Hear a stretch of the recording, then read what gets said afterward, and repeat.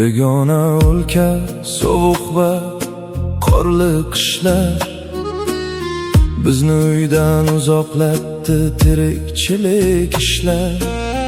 Vagonda uzun tunlar, xayollar tinch qo'ymas. Onam yopgan issiq nonning hidi hamon unutmas. Bu yerda begona biz, ba'zan ortiqcha inson. Ko'chalar tanimas bizni, yuzlar ham begumon.